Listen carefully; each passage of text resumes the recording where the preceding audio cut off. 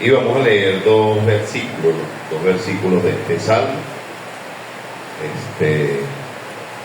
Versículo 12 y versículo 13. Cuando lo consiga, yo le pido que pueda colocarse sobre sus pies. Salmo capítulo 19, versículo 12. Vamos a leer desde el 11, desde el versículo 11 al 14. Vamos a leer esos 4 versículos. Vamos a leer estos 4 versículos para no hacer una lectura incompleta. Vamos a tratar de comprender algunos principios acá. Y bueno, hoy quisiera que pudiéramos meditar en nuestra propia vida. Realmente todos tenemos el deseo de que otros cambien, pero creo que es muy importante también nosotros tener el deseo de que nuestra propia vida también pueda cambiar. ¿Amén? Sí, en estos días, bueno, hace tiempo, hay un canal de televisión, no sé ni qué canal es, realmente no tengo televisión, pero lo oí casualmente, y es un noticiero que dice que nada cambia si tú no cambias, y hay gente que está intentando cambiar a otros, pero ellos no ponen ni un poquito de su parte para cambiar ellos. Y hermano, debemos aprender a hacernos responsables de nuestros propios errores. Normalmente nos cuesta aceptar que posiblemente hay personas que necesitan cambiar algo, pero que nosotros también necesitamos cambiarlos. ¿Amén? Y bueno, dice la Biblia ahí en el libro de Salmos, capítulo 19, yo voy a leer el versículo 11, y usted va con el siguiente, y así llegamos al 14, dice la palabra de Dios. Tu siervo es además amonestado con ellos, en guardarlos hay grande galardón. ¿Ustedes? ¿Quién podrá entender sus propios errores? Líbrame de los que me son ocultos. Verso 13 dice: preserva también a tu siervo de la soberbia. Preserva también a tu siervo de las, no dice ni las. O sea, hay muchas razones para caer en este pecado tan feo. De verdad, la soberbia. Dice: preserva también a tu siervo de las soberbias, que no se enseñoreen de mí. Entonces seré, ¿qué dice ahí la palabra de Dios? ¿Seré qué dice allí? Y eso necesitamos, ¿verdad? Integridad dentro de nuestra vida. Dice: y estaré limpio de grande rebelión. Versículo 14 dice la palabra de Dios, todos juntos: sean gratos los dichos de mi boca y la meditación de mi corazón delante de ti, oh Jehová, roca mía y redentor mío. Padre, gracias, porque una vez más nos permite reunirnos, congregarnos. Señor,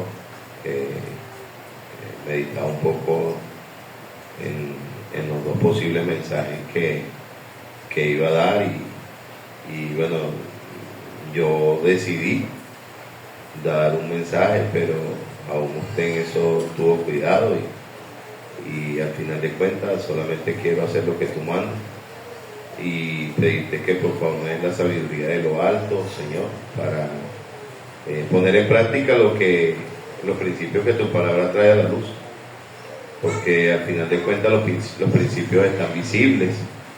No soy intérprete ni traductor de estas verdades, simplemente soy un expositor de tu palabra, y quisiera que trayeras a nuestra vista estos principios tan importantes que aquí están plasmados, Señor amado, para guardarnos de nuestros propios errores, porque al final de cuentas sabemos que el que comenzó en nosotros la buena obra la va a perfeccionar, pero todavía hay tantas imperfecciones dentro de nuestra vida. Eso será hasta tu venida, Señor, que habrá un proceso de perfección, y ruego que me permitas tener la humildad correcta para corregir lo necesario en mi vida, que me permitas tener la actitud correcta, Señor amado, para generar cambios en mi vida, Señor, con el fin de honrarte y de glorificarte, y que al final otros puedan verle a usted a través de nuestras vidas.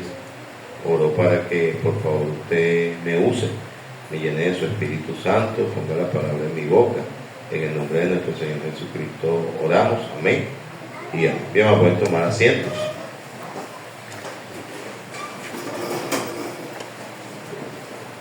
Dentro de cualquier conflicto,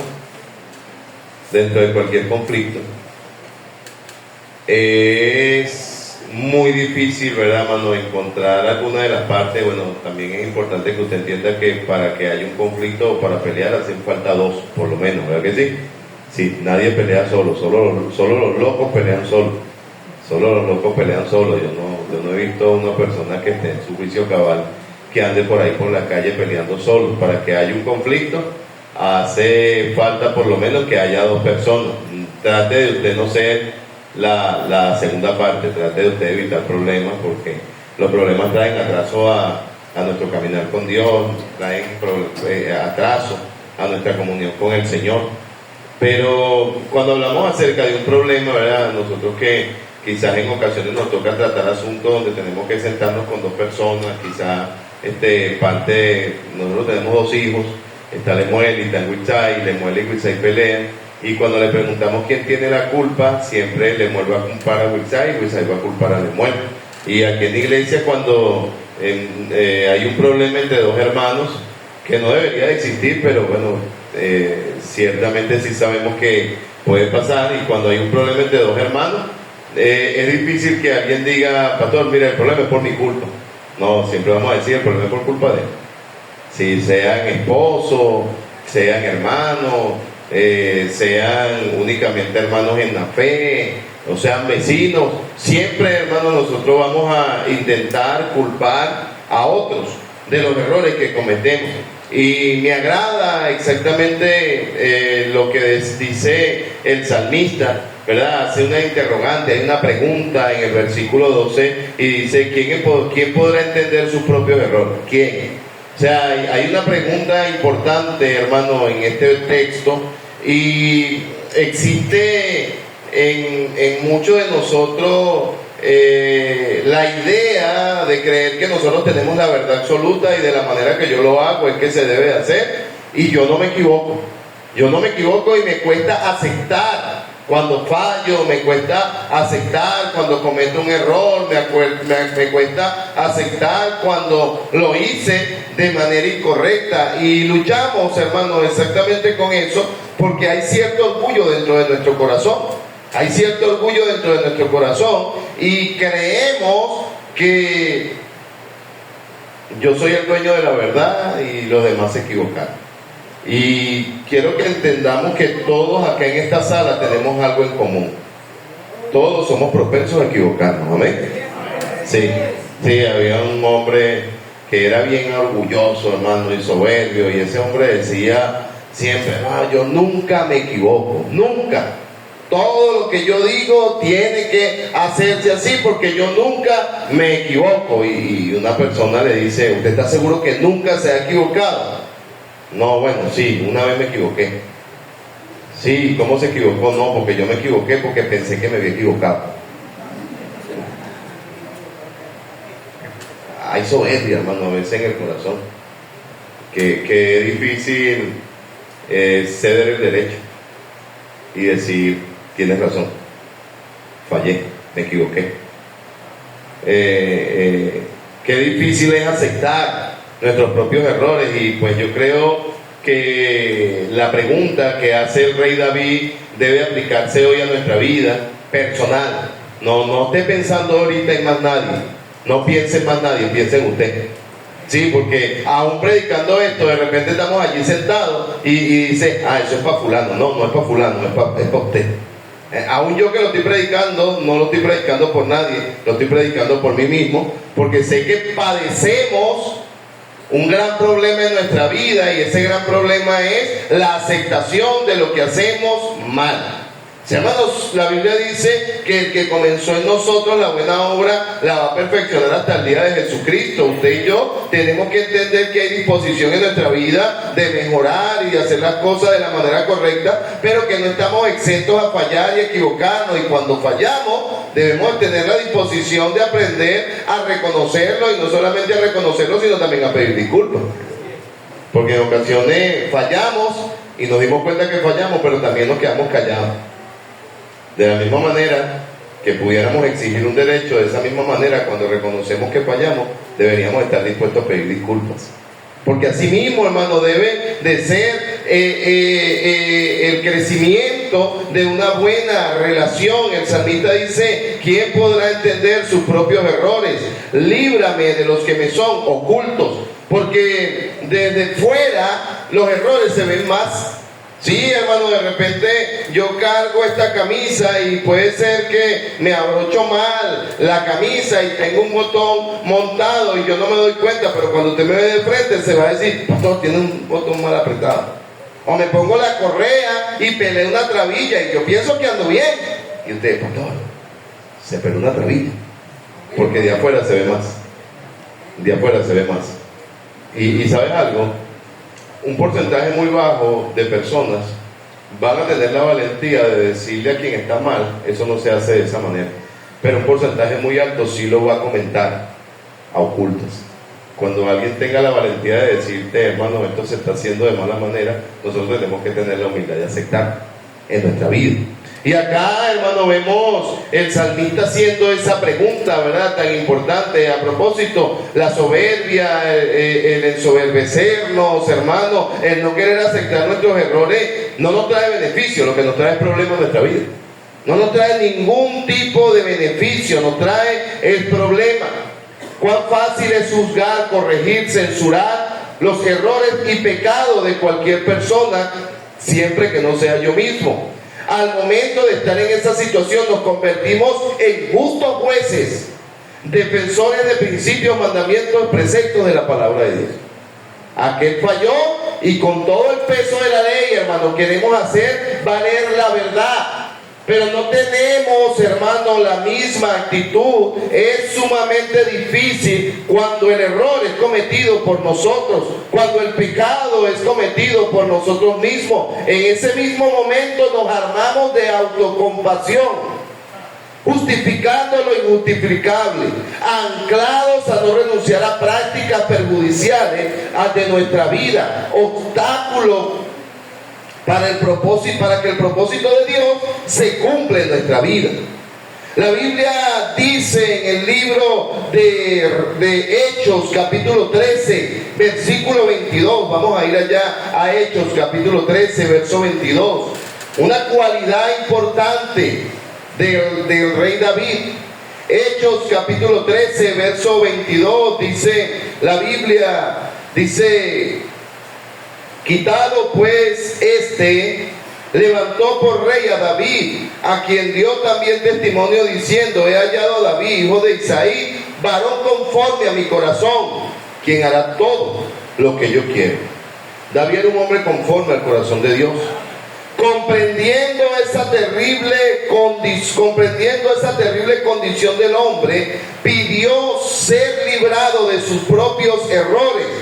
Y es por eso son esos errores que nuestra propia conciencia intenta ocultar. Hermano, hay algo que se llama cauterización, y es la insensibilidad por prácticas propias. Y nosotros tenemos que cuidarnos de la cauterización espiritual. Ayer veía un video donde una persona lo colocó y decía, supuestamente un niño preguntándole a Dios: Dios, ¿y qué crees tú de la gente que no se congrega? Y supuestamente Dios le respondió al niño: yo no tengo nada malo en contra de la gente que no se congrega, porque para ser cristiano tú no tienes que estar en la iglesia. Supuestamente Dios le dijo eso al niño. Pero ¿qué dice la Biblia? La Biblia dice: no dejando de congregarse, como algunos tienen por costumbre. ¿Ven? Hermano, y normalmente no vamos a encontrar un cristiano fervoroso, animado, con ganas de servir al Señor sin congregarse. Es importante congregarse. Ahora, entendemos que yo no me gano la salvación congregándome. Yo no me estoy ganando la salvación congregándome, pero me hace ser obediente a los principios que manda la palabra de Dios. Ahora, David, hermano, comprendía la condición del hombre. Él entendía que el hombre por naturaleza es experto en autojustificarse y, hermano, en tratar de ocultar sus propios errores. David, un hombre conforme al corazón de Dios, comprendió eso.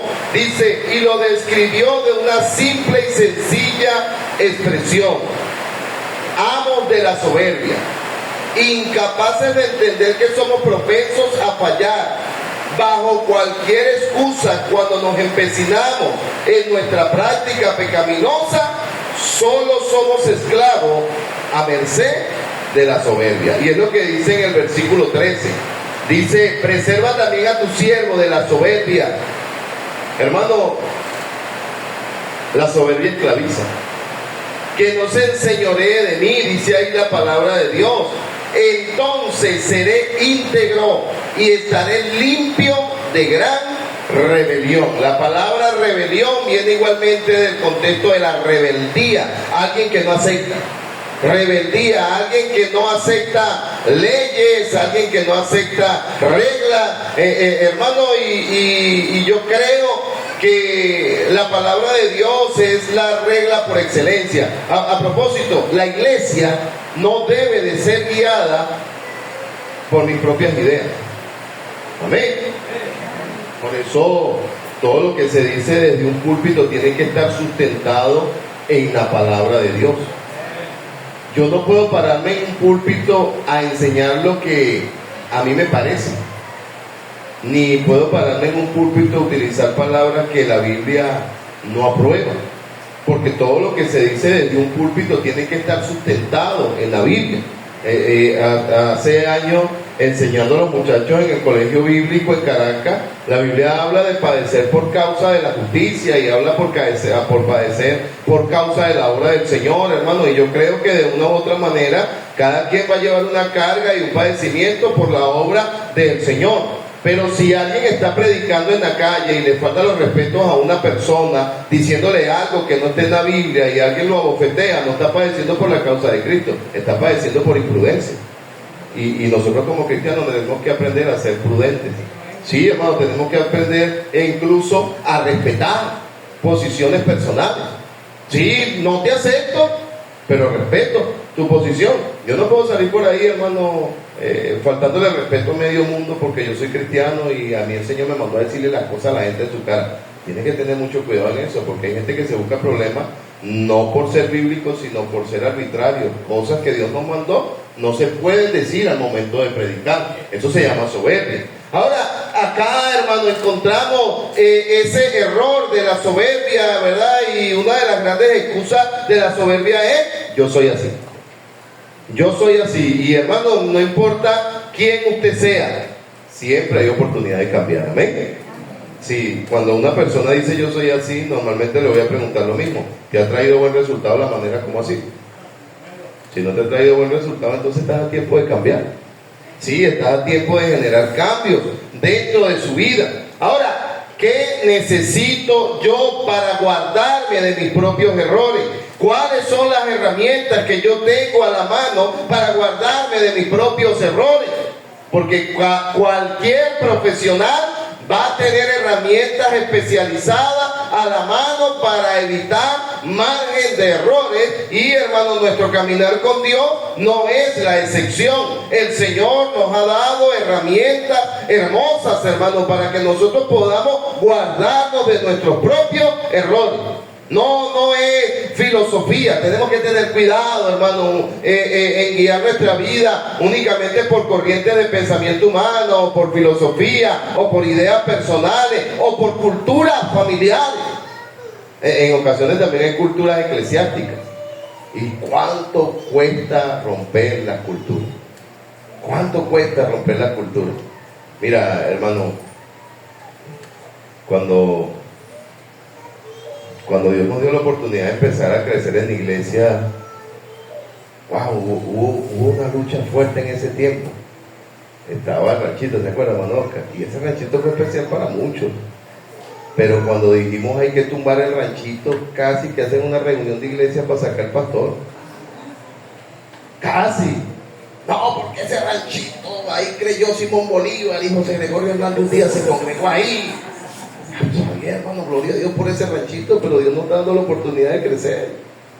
Y el ranchito se va y no, cultura, a veces creamos como una idolatría con algo y después está una mata aquí de Trinitaria, no sé, estaba esa mata, había que cortar la mata, siempre se metía para la iglesia y los hermanos decían, casi que decían que la doctrina de la mata trinitaria, no toquen esa mata y hermano, a veces hay que desmontar ese tipo de cosas en nuestra vida que son cultura que no tienen ningún tipo de sustentación bíblica. O sea, no importa cuán aferrado yo pueda estar a una creencia o a una enseñanza o a una práctica o a una forma de vida, si no tengo la Biblia, yo tengo que tener toda la disposición de abandonar lo que Dios quiere que yo abandone. ¿Amén? Pero ¿qué herramientas te dio Dios? Las herramientas de cambio para el rebelde es la rebeldía. Las herramientas de cambio del rebelde es la rebeldía, la murmuración, la crítica. Pero las herramientas de cambio del espiritual están en la Biblia. Amén. 6 herramientas que me ayudan a guardarme de mis propios errores. Prometo no extenderme mucho, pero yo quiero que tú entiendas que si tú no has cambiado, no es porque Dios no te ha dado las herramientas, sino porque tú estás empecinado en quedarte en una posición incorrecta. La primera herramienta que tenemos la encontramos en el libro de Salmo mismo, capítulo 19, versículo 7. Salmo capítulo 19, versículo 7 dice: la ley de Jehová es, ¿qué dice ahí la palabra de Dios? La ley de Jehová es ¿qué? Que convierte el alma. La ley de Jehová es perfecta, que convierte el alma. La primera herramienta, hermano, que tenemos nosotros para cambiar nuestra vida es la ley del Señor. ¿Amén? Sí, de repente vamos a inspirarnos en otro hermano. Siempre va a haber alguien que va a tener influencia sobre otras personas. Yo creo que aquí hay hermanos que pudieran decir fácilmente, no, pues es que yo aprendí a congregarme porque tal hermano me invitaba para la iglesia, iba, me buscaba. En mi caso, recuerdo cuando el hermano Moisés Caicedo fue mi maestro de escuela dominical. Él nos enseñaba a usar corbata y yo le atribuyo al hermano Moisés eso. Siempre en la casa del hermano Moisés era la clase, y en esa casa, en la puerta, siempre había un gancho con muchas corbatas guindadas en la puerta, en la parte de afuera, y había una bolsa con crema de zapato negra, marrón y cepillo. O sea que en esa clase yo aprendí a que yo debía usar corbata para venir a la iglesia y que yo debía tener mis zapatos limpios, y yo tengo que decir, eso se lo debo al hermano Moisés. Pero los cambios espirituales dentro de nuestra vida, hermano, tienen que entender de que son dados a través de la ley del Señor. Y la ley del Señor es la palabra de Dios.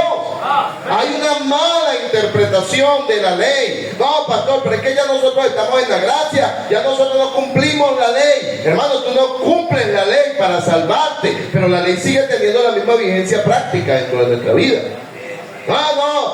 Comamos y bebamos porque mañana moriremos, hagamos lo que nos provoque porque yo estoy bajo la gracia. No funciona de esa manera. La ley de Jehová, hermano, todavía tiene vigencia para que mi vida sea agradable delante del Señor. Y ahí vemos la primera herramienta que Dios nos ha dado, la ley de Jehová. La ley o la Torá se le conoció para los hebreos como la dirección, instrucción y orientación. Torá es una de las palabras más importantes del Antiguo Testamento, se deriva de yarat. Si lo analizamos con el antecedente del verbo yarat, se hace evidente que Torá es mucho más que una ley o que una serie de reglas. La Torá no son restricciones ni impedimentos, sino todo lo contrario. Es el medio para que puedan lograr metas u objetivos en su sentido más puro. No es que haya una sola forma de hacer las cosas. Hay muchas formas de hacer las cosas, pero hay una sola forma de hacerlo con pureza, bajo la ley del Señor. Hay una sola forma de hacerlo bajo pureza. No, pero yo puedo hacer mi familia a mi manera. Claro que sí, la puedes hacer a tu manera, pero no tendrá pureza. No, pero es que yo puedo tener finanzas bajo mis ideas. Claro que puedes hacerlo, pero no tendrá la pureza que tuviera si lo hicieras guiado por el Señor. No, pero es que yo puedo criar a mis hijos a mi manera. Claro que sí, usted tiene todo su derecho de criar a sus hijos a su manera, pero no van a tener la pureza que le va a garantizar la palabra de Dios. Cuando la ley de Jehová es el baluarte que tenemos, todo lo demás camina en pureza. Pero cuando lo hacemos a nuestra manera, hermano, cuando lo hago bajo mis emociones o cuando yo lo hago bajo mis sentimientos, nunca va a tener la pureza que garantiza la ley del Señor. La Torá se le dio a Israel para permitir que llegara a ser en realidad el pueblo especial de Dios y permaneciera como tal. Esa ley perfecta trae un hermoso resultado en la vida del hombre. Le convierte el alma. Hermano, el alma del hombre es corrompida. El hombre, mira hermano,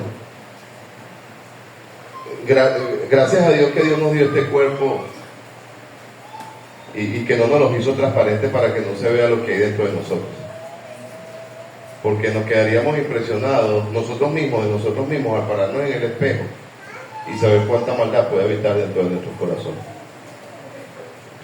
Lutero decía: si tan solo saliera detrás de la cruz y los hombres lograran ver el monstruo que soy, se horrorizarían de ver. Sin Cristo no somos nada. Sin Cristo no somos nada.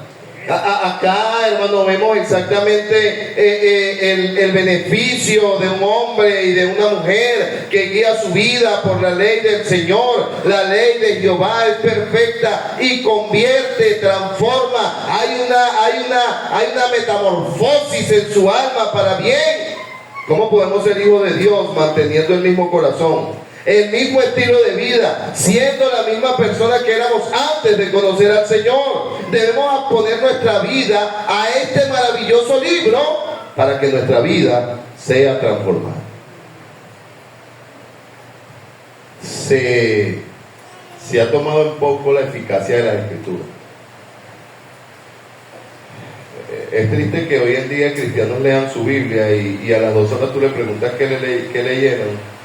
Y uno evidentemente sabe que no se deleitaron en la lectura, porque dicen: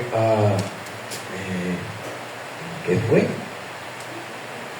Tú leíste religiosamente, no saboreaste, no disfrutaste, no degustaste, no te gozaste con lo que encontraba. Hermano, entiéndame algo, a veces hay lecturas que son difíciles de entender, pero tú tienes que tratar de encontrar el sentido de lo que Dios quiere decirte. Lo que pasa es que muy dentro de nosotros todavía tenemos la Biblia como un libro místico. Lo único que no lo abrimos en el Salmo 91, pero decimos: voy a leer la Biblia para que me vaya bien. Y la leo religiosamente, me voy, se me olvidó lo que leí, pero mi religión en la mente me está diciendo: tú estás bien porque leíste. Tú no practicas nada, tú no haces nada de lo que dice la Biblia, pero la leíste.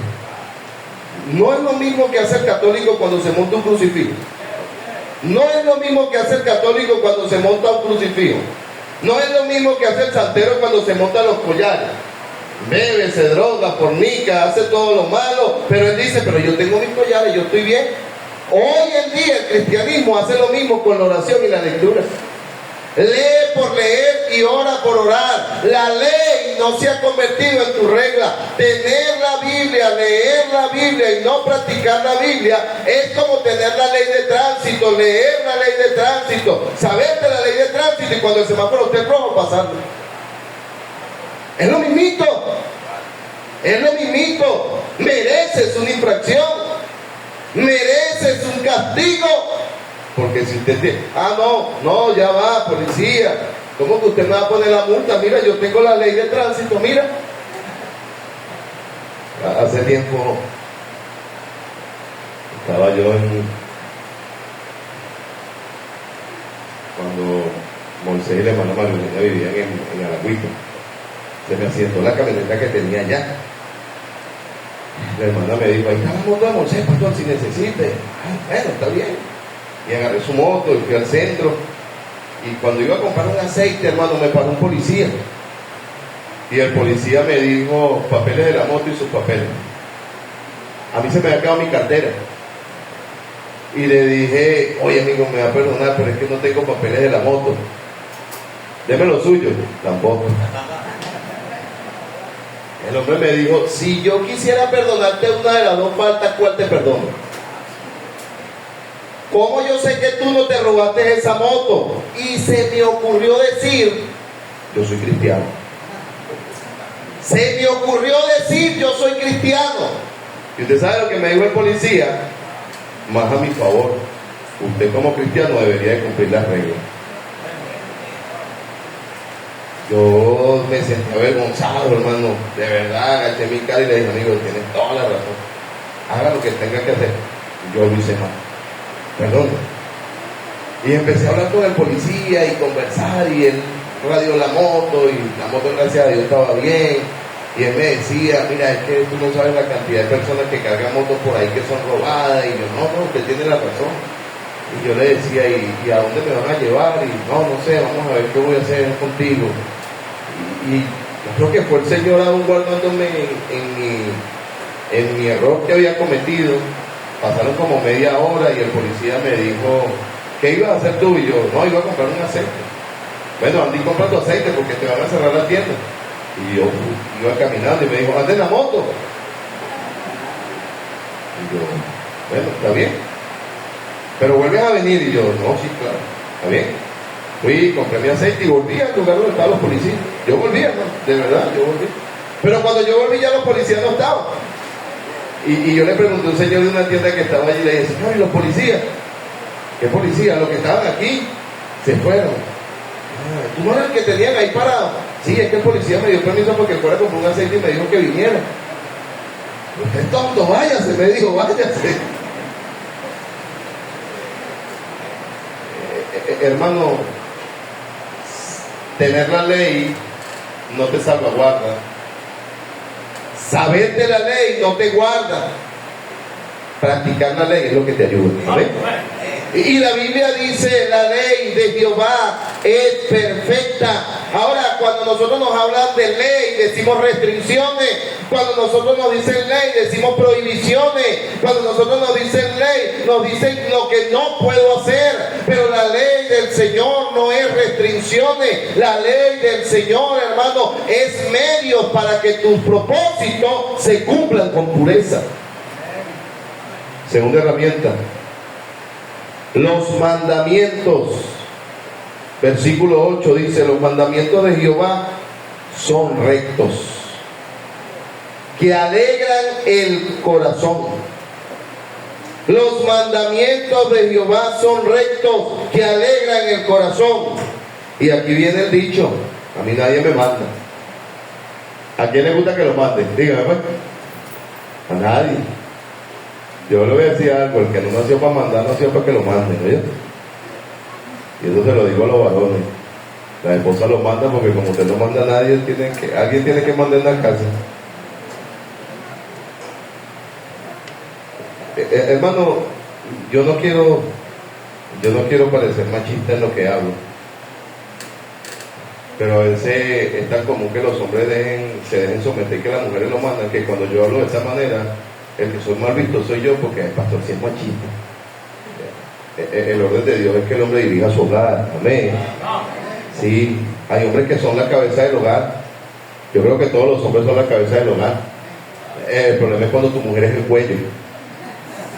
Sí, yo soy la cabeza, sí, pero la que te mueve es tu mujer. Para donde te manda va y lo que ella te dice que haga. Y yo no estoy hablando de que tú no puedas aceptar sugerencias de tu esposa, claro que sí, hermano.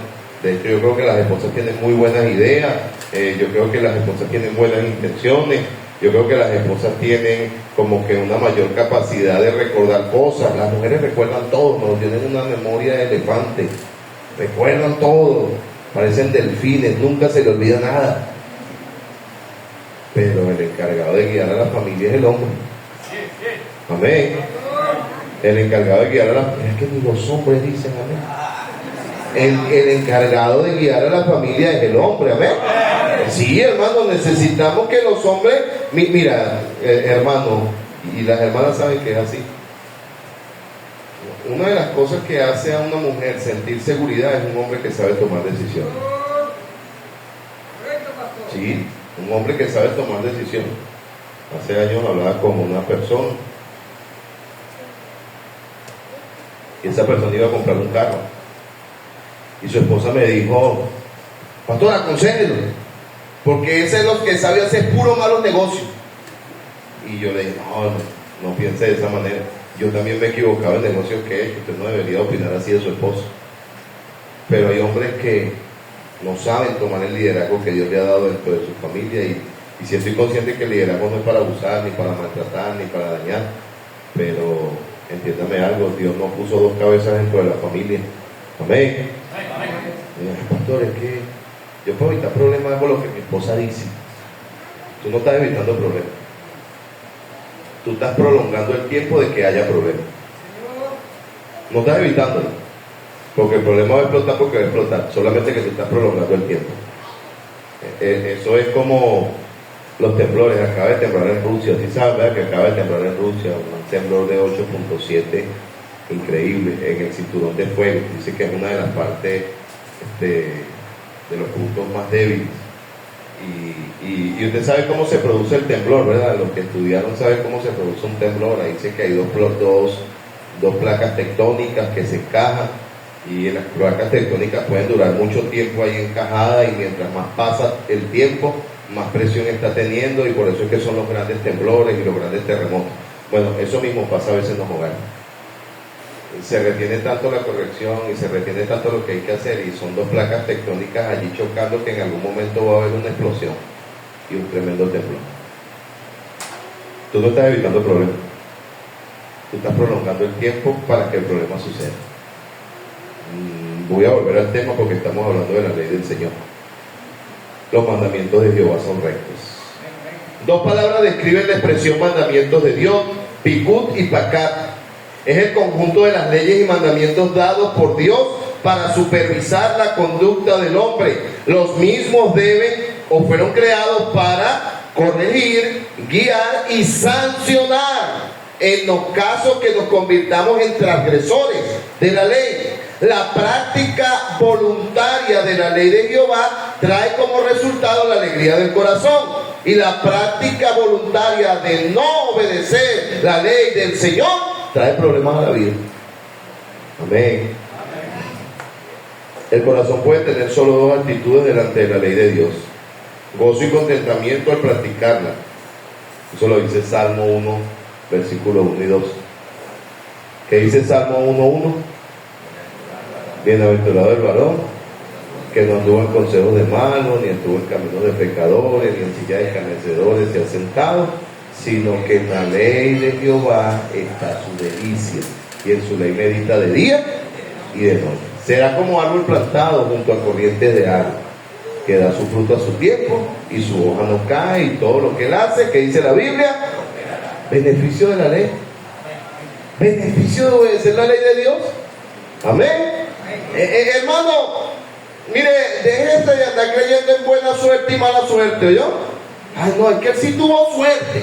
No, fue más obediente. Ay, no, yo sí tengo mala suerte, pastor. No es mala suerte ni buena suerte. Hay resultados en la vida del hombre. El otro resultado, hermano, que puede traer la ley es temor y vergüenza. El Señor le dice a Adán en el huerto del Edén: de todos los árboles del huerto puedes comer, todo es tuyo, Adán. Ven acá, ven acá, te voy a llevar para acá, para el centro. De estos dos no, oíste, todo lo demás es tuyo. Estos no. ¿Y qué hizo nuestro hermano Adán? Comió de lo que no tenía que comer. Ay, Dios, si es injusto. Hermano, yo creo que Dios nunca va a ser injusto, pero yo creo que hubiese sido injusto que Dios le diga a Adán: solamente puedes comer de estos dos árboles y de todos los demás no. Pero el Señor le entregó todo y le dijo: estos dos no lo toquen. Pero como lo prohibido es atractivo, mire, usted quiere crear curiosidad en un niño, dígale: no toques eso.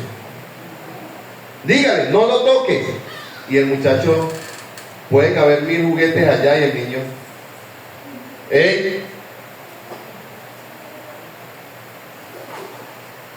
pero no son nada más los niños. Usted y yo amamos lo prohibido. Usted y yo amamos lo que no se debe hacer.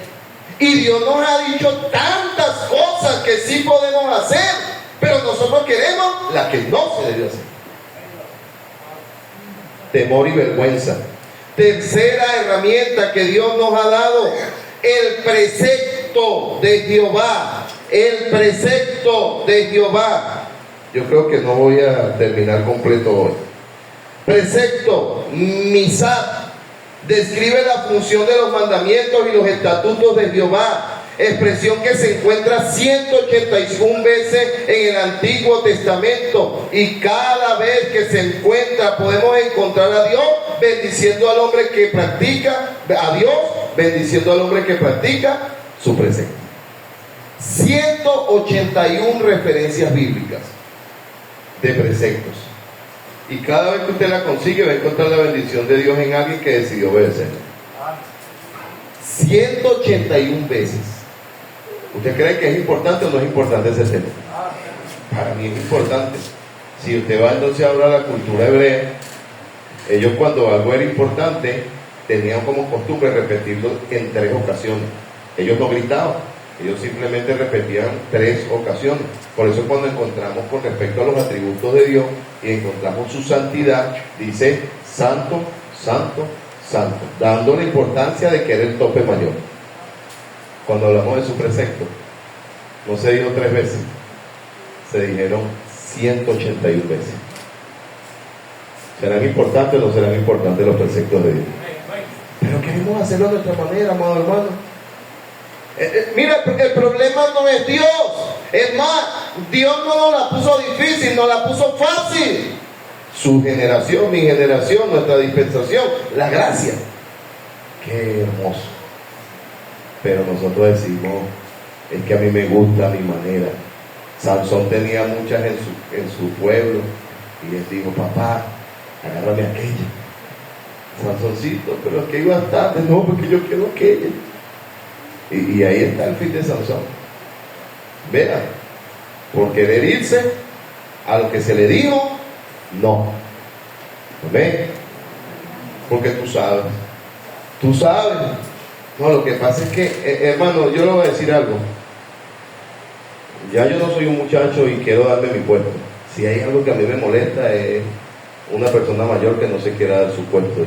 Yo fui a conocer a mi abuelita y lloraba y decía, Señor, que sea una abuela de verdad, no quiero encontrar una abuela pava. Y cuando llegué ya mi abuelita ni se pintaba. No, mi amor, yo desde que cumplí mis 60 años, ya yo dije, me voy a dar mi puesto y voy a ser abuela. Y lloré, abuela, la felicito. Abracé a la viejita, gracias a Dios que pudimos llegarle con el evangelio. Ojalá ella haya aceptado al Señor en el último momento. Ya ella partió, murió ella, por ella primero, ¿verdad? Fue ella primero, y creo que en menos de una semana murió el abuelo, inmediato, ¿no? Más bien tremendo lo que pasó allí. El viejito se sintió solo.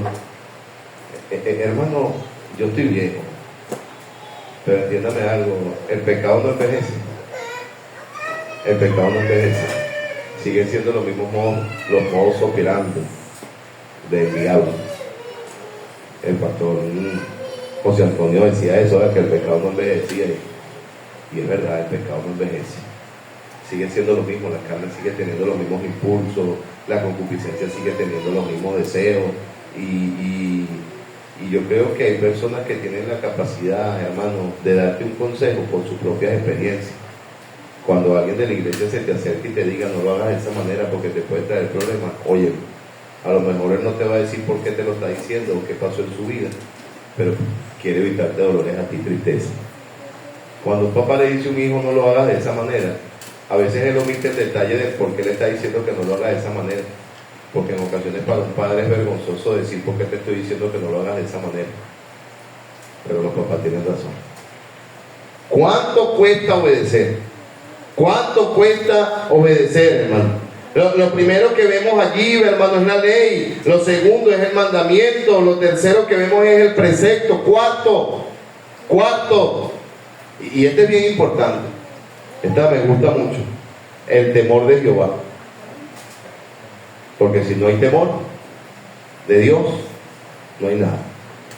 Mira, yo puedo enseñar a una persona a vestirse como cristiano, a hablar como cristiano, a comportarse como cristiano, pero si no tiene temor de Dios en su corazón, él simplemente es un cochino lavado y perfumado que en algún momento se va a tirar nuevamente en su chiquera. Pero cuando hay temor de Dios en el corazón, mira, ni que tú quieras vuelves a ser la misma persona. Jeremías decía, mira, he intentado renunciar y no he querido, no he podido. Porque hay, hermano, temor de Dios en el corazón. Versículo 9 dice, el temor de Jehová es limpio, que permanece para siempre. Hermano, vivimos en una generación sin temor de Dios en sus corazones. Vivimos en una generación, hermano, donde tomamos como un juego el temor. Hoy en día estamos más preocupados en que el pastor no se entere, que el hermano no se entere. Intentamos hacer lo correcto de manera privada. Amado hermano, tu temor no debe de ser hacia mi persona, tu temor debe de ser siempre hacia Dios.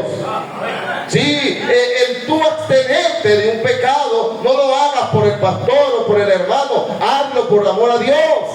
Sí, el tú renunciar a algo dentro de tu vida, no lo hagas por complacer a un ser humano, no, hazlo porque hay temor de Dios en tu vida.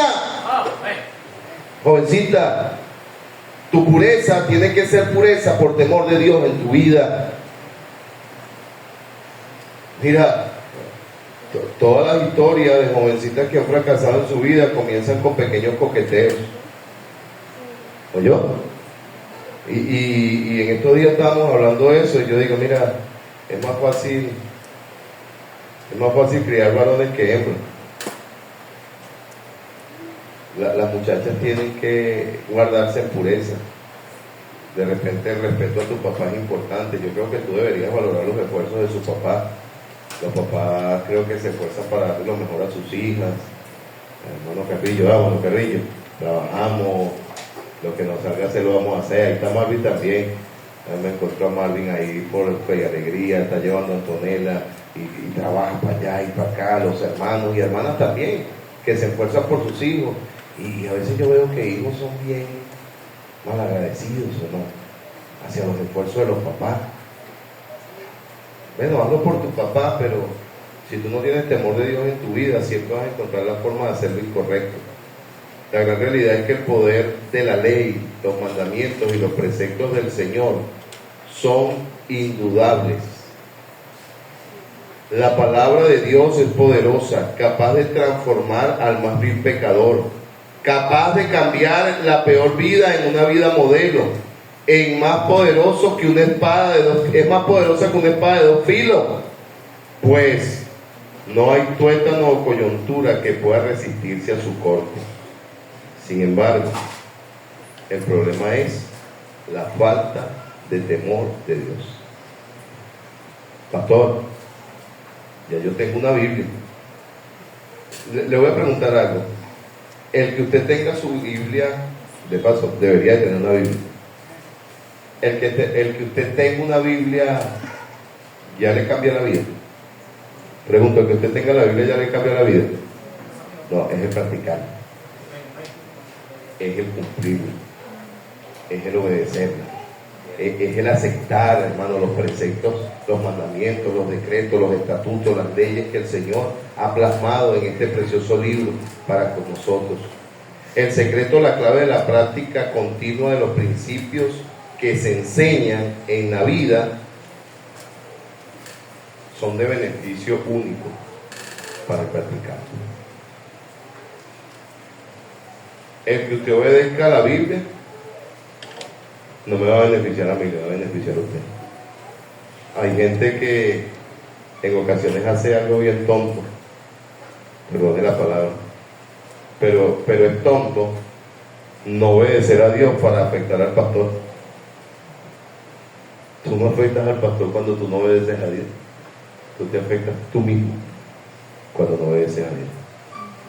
Yo no voy a ganar alma para que el pastor se ponga bravo. Te soy sincero, ni me di cuenta que no estaba. No me afectó. Pero tú sí perdiste algo importante. No voy a ir al servicio para ver qué va a hacer el pastor. El servicio se celebró con toda tranquilidad. Tú perdiste lo que Dios tenía para ti. El más afectado soy yo. Hermano, sea responsable de su vida espiritual. Sea muy responsable de su vida espiritual. La práctica continua de los mandamientos, preceptos que Dios te ha dado.